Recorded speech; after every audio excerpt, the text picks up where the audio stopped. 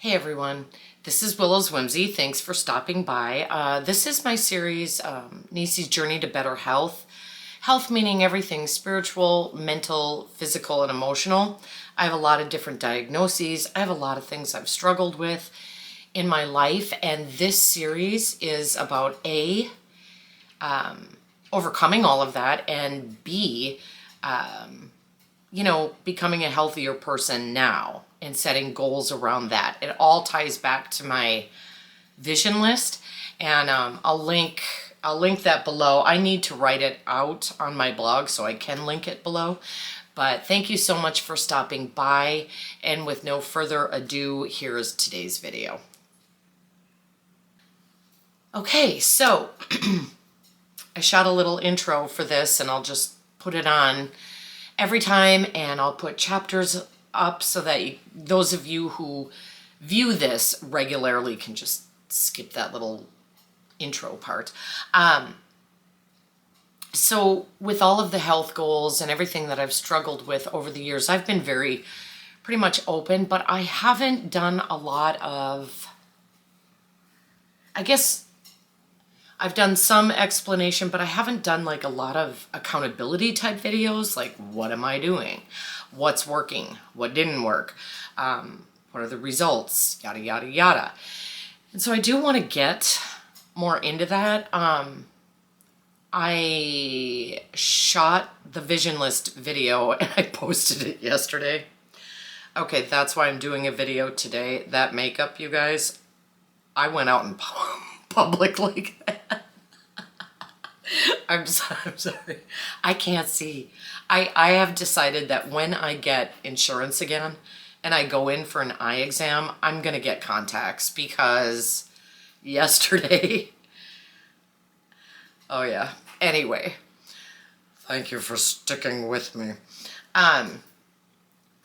So I've got these health goals, right? I did want to mention I got on the scale yesterday. I was 175 point something.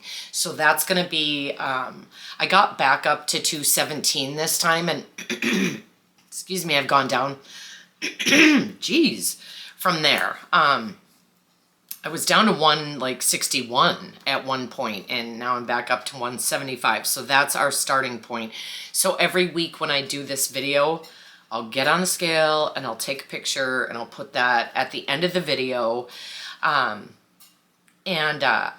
wanted to, so I've done my story several times on this channel and then went back and deleted it. I am going to intertwine my story with all the videos I do, because when I lived it, you know what I mean?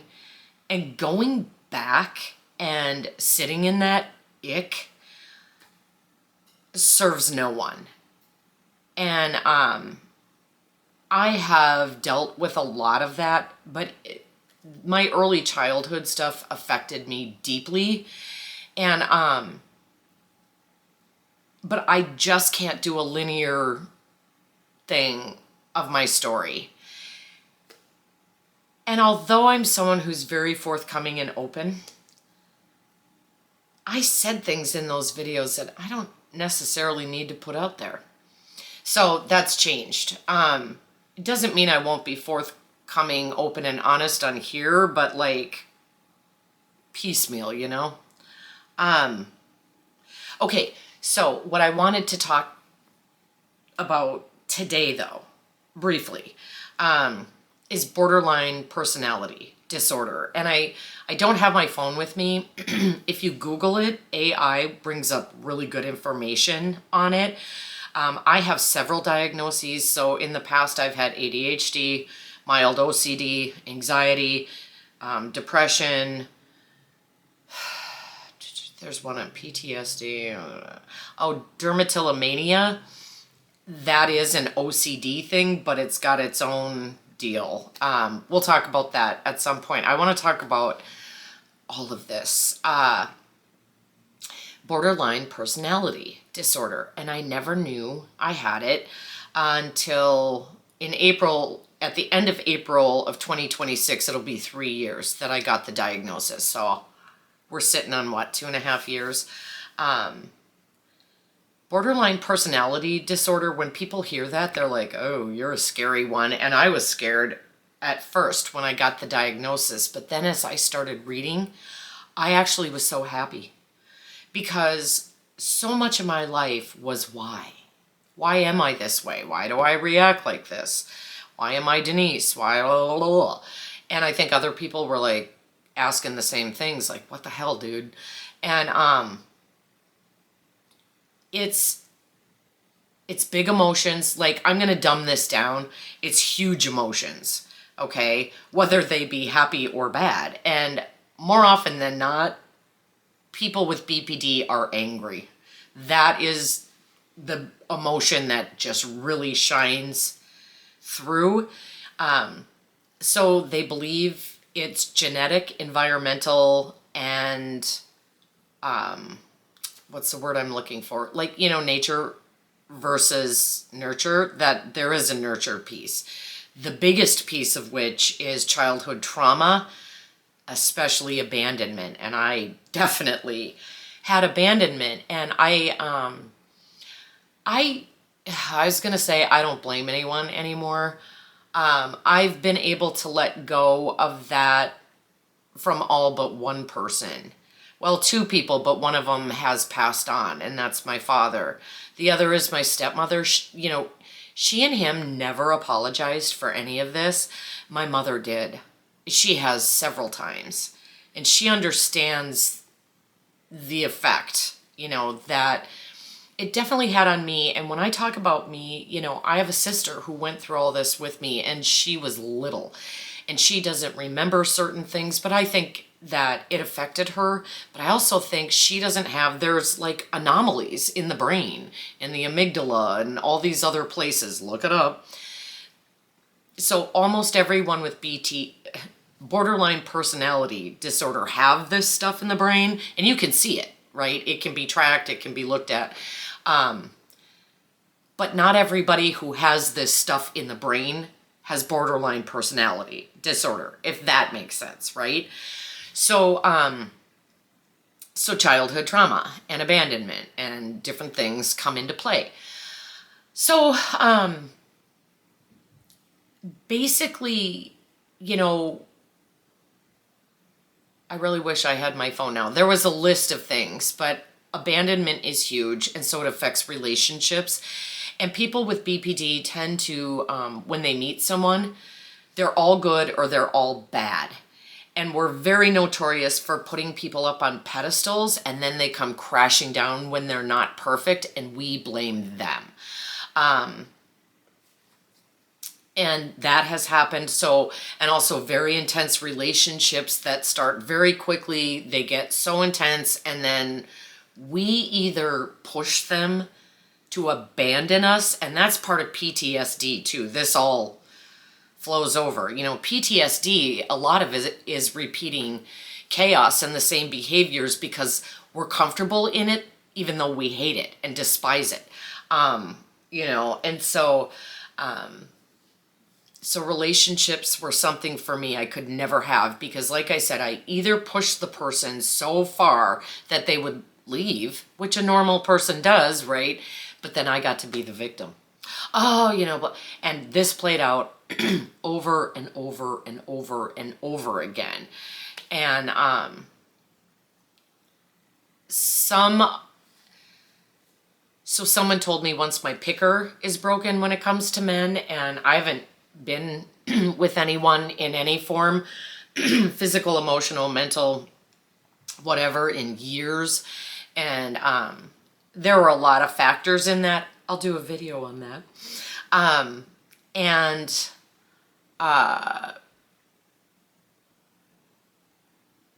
Part of it is I look back and I feel bad for some of these poor guys.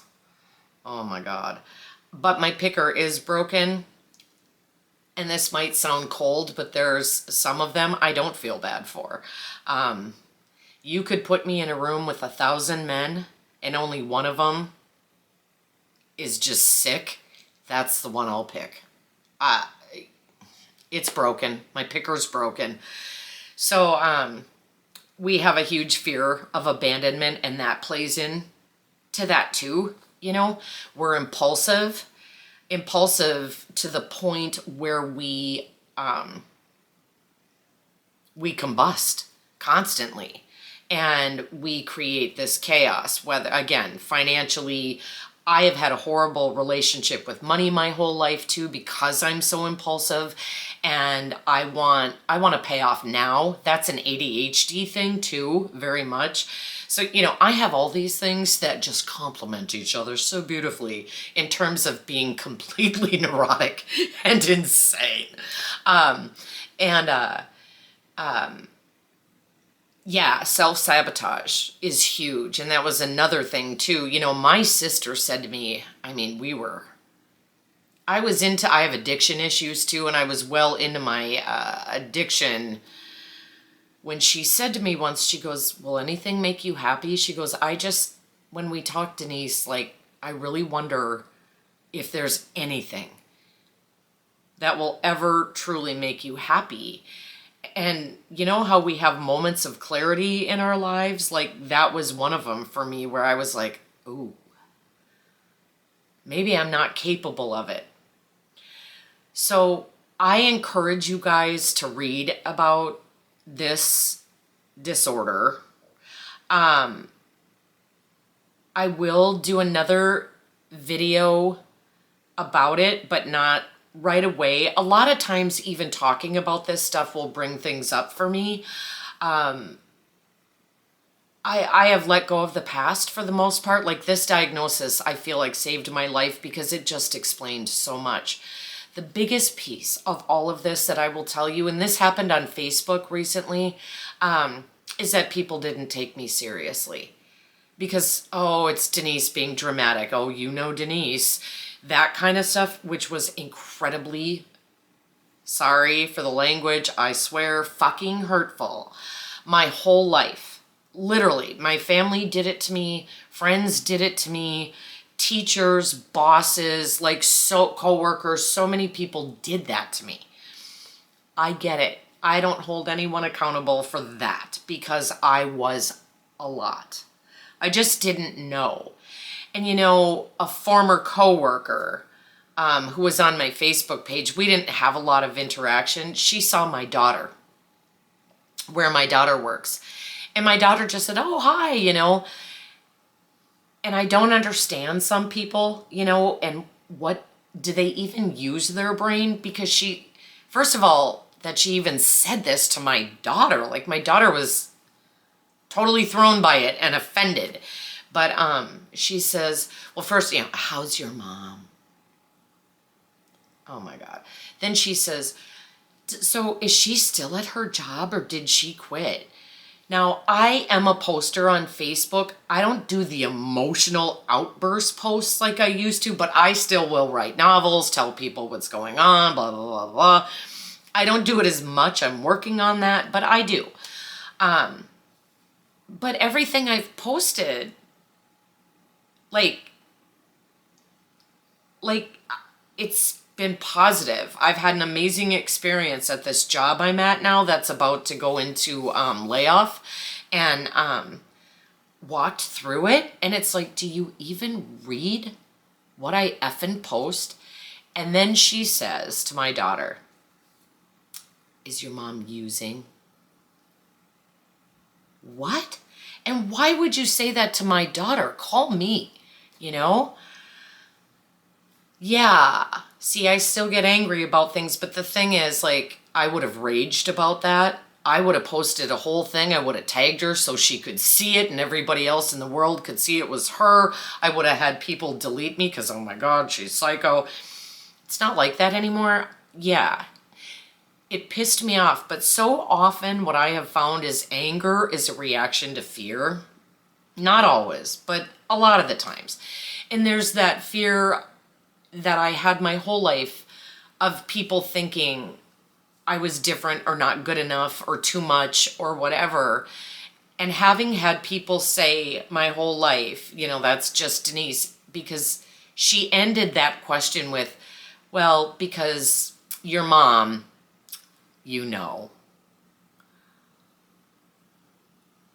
Also, I deleted her. And I always know when people like her don't get it because she friend requested me back. When people delete me, I let them go. I assume it's for a reason. And I assume that their reason is okay and it's what they needed to do for them. No boundaries. No boundaries. Just friend requested me again and I deleted her again. And as I'm talking, I have 2 Facebooks. I'm like, I don't know if I deleted her from the other one, so I'm going to have to go back and find out. Anyway, I won't put up with that anymore. You don't get to treat me like that. I have had a lifetime of being treated like that, and it's okay for me to set boundaries now, if that makes sense. So what worked really quick, so this doesn't get too long, there's a special therapy for this called dialectal behavioral therapy. It is talk therapy, but not talk in the sense that you go and just blah, blah, blah, blah, blah, blah, blah the whole time. It's not that at all. You learn skills that most people learn from their parents or from their peers, or people like me are kind of incapable. And you go through and you learn how to, if you have a big reaction, how to chill for a sec and evaluate. Not only evaluate, what is this huge reaction about? What is this bringing up in me? But also how you're going to deal with the situation. Does that make sense? And DBT is huge. And I think it's good for people with ADHD. I think it's good for people who have PTSD to the point where, and PTSD, I'm sorry, I believe thoroughly there are levels of it. You cannot compare what I went through through as a kid to someone at war and what they go through and the huge trauma of killing people, having your friends killed right next to you, seeing atrocities. That's a whole different ballgame. So I don't make that comparison, and there is different therapy for that. So I'm not trying to wrap this up and make it like it all fits nicely into a little box. My own experience with myself and all the multiple diagnoses tells me that that's not the case. So I don't want to offend anyone, but I do recommend this therapy for people with big emotions, whether they have a diagnosis or not, and people with impulsivity issues. I was only able to go for 6 months. You're supposed to go for a year, but it changed my life. It changed my life. And so I just wanted to share that with you guys. I didn't talk about what exactly the abandonment of my parents was, and we'll throw that in. I might do another part 2 of this, but like I said, not now. I'll do this stuff piecemeal, and you'll have to go through my playlists, and I'll name this part 1, and eventually there'll be a part 2. So thanks so much for tuning in, you guys, and I will be back next week.